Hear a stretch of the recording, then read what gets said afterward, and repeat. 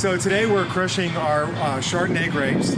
We received the grapes out of several sources from our local growers. We have today's grapes from Boyertown, and we received the grapes in these bins. They hold about 950 pounds apiece. So what we're going to do is we're going to take these bins, we're going to lift them up with a forklift, and we're going to tip the bins, and the grapes will pour into this hopper.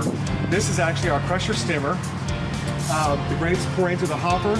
They fall into the hopper, and as the grapes go through the crusher stimmer, there is a series of paddles that are on a spiral.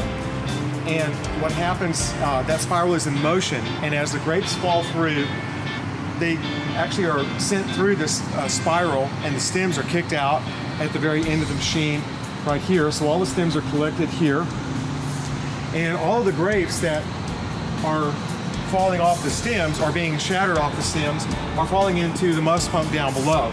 Now the auger moves the grapes into this peristaltic pump. It moves the grapes through this 3-inch hose, and if you follow the hose, it goes right into our press.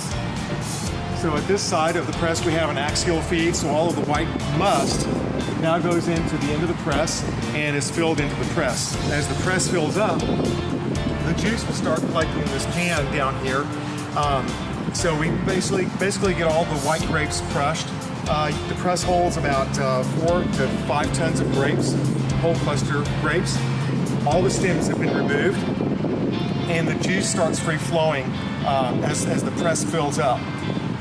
Once all the grapes have been pressed out, once all the grapes have been crushed, then we will actually collect all the free run juice, and all of the juice will go through this small hose into this pump. From here, this hose will go right back into the winery. So this is the Chardonnay juice. This has come out of the press. All the grapes from the Chardonnay were placed into the press. We put the press on a press cycle, and we have pressed up to about 1.2 bars. The bladder inside the press has pushed all the juice down to one side and is collected into this pan. This is light press and free run juice, and from here all of the juice will go down this hose into the pump, inside the building, into the tank. We're inside the winery now. Where we left off, all of the grapes were in the press and the juice was collecting in the pan, and the pan was draining into our pump. Following the hose came from outside. This is the hose where the juice is going directly into the bottom of this tank. So we calculated the volume of Chardonnay to be approximately 400 gallons. So all of the juice will be brought into this tank where it will sit for 24 hours. We will cold chill or cold stabilize the wine. The juice will sit for 24 hours in this tank, after which we will take the clear juice and move it to another tank, and all the solids that are collected at the bottom of the tank will be run through our lees press. We will press all that juice out and use it for our table wine. So we've racked the juice from the Chardonnay that it was settling overnight. All the juice was racked into this tank. The next step for this juice will be inoculation with a cultivated yeast. The yeast will be fermenting at about 50 to 60 degrees.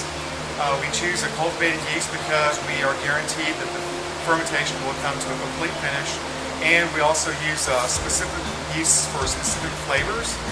Some of those yeasts will enhance certain characters and aromas of the wine. In this case, the Chardonnay, we're looking at enhancing some of the nice guava, apple, and green apple flavors. This wine will take about 6 weeks to ferment, at which time fermentation is complete, and then we will start preparing the wine for blending, and then after that we'll be bottling the wine.